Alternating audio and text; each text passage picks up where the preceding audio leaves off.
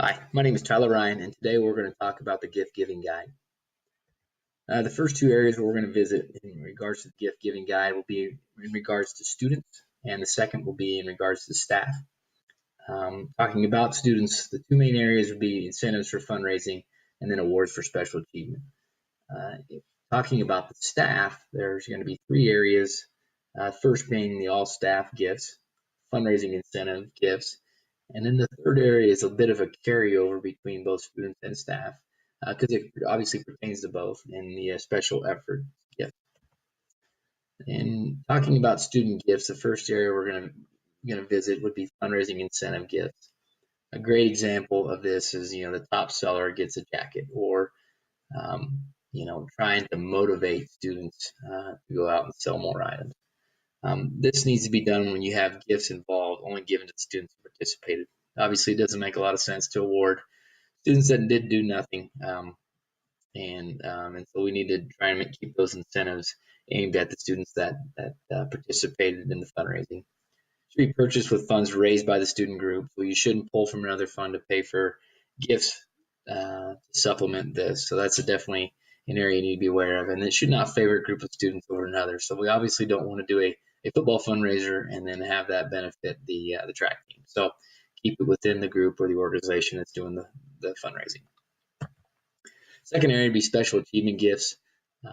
These are going to be very nominal in value. I think a great example are plaques at an athletic banquet. Now, plaques can get a little expensive, but certificates or pins, ways to award students in front of the other students, and it being of nominal value. So pins and paper certificates would be great examples of that as well. The funding from this can come from the general fund, donations, or athletic fund. As kind of a segue in talking about staff gifts, I think it's important that we have some written protocol in place. To have committees control what happens with these gifts, not an individual. So there's not a lot of, we can hopefully stay away from the favoritism or things being excessive in terms of gifts that are given. And then just try and review guidelines yearly. And that can always be a tough thing. You kind of go with what works, but it's important that we go back and revisit those topics in those areas. Staff gifts, excuse me. The first one would be special occasion gifts or like a remembrance fund.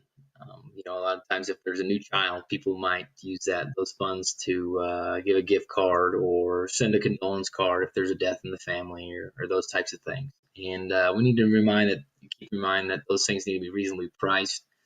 Money comes from the dues and donations of the members, so those are the ones that should benefit from the special occasion fund, and try our best to manage it by a committee. Again, to help steer clear of any favoritism or excessive spending. Second area would be a fundraising incentive gift, so no different than the students if we're using this as a method to motivate people to sell more items. The staff must participate to be eligible, so we don't want to obviously give out the free items to people who did nothing. And then we want to keep gifts less than 5% of the overall profit. And so that's just kind of where you need to kind of see where you're at fund-wise, or what you think is a reasonable expectation in terms of monetary value, what you will raise, and use that in relation to the gifts that you're going to give out for those incentives. So, for example, school t-shirt sale. Hey, whoever sells the most t-shirt will get their t-shirt paid for. That's usually a pretty good example. All staff gifts. Staff help generate the funds and they are eligible. A lot of times these can be used for recognition awards, and this can even be used in an area for students in a way that we talk about percentage of funds being raised by staff can be spent on staff. So a lot of times these fundraisers are done in coordination with students, and what the students raise, the percentage of their funds goes to their incentive gifts or their staff gifts. Same thing done for the staff. So we want to keep it separate. We don't want to overlap those and use what the students made to benefit the staff. We want to keep our gifts small, and keep it from the general fund and every way we can. Special efforts for students and staff. Now this is, like I talked about earlier, this is a bit of a crossover that applies to both staff and students. And this is the example of a fundraiser for student coping with an illness and a gift in terms of raising funds to help offset medical costs. But anytime we have something like this, it's always best to consult the district office. One thing we need to be aware of that if any monetary donations are given directly from the school, are part of the employee's taxable wages. So that's something we want to try and be aware of. And that's why it's best done by a parent organization that they handle these areas.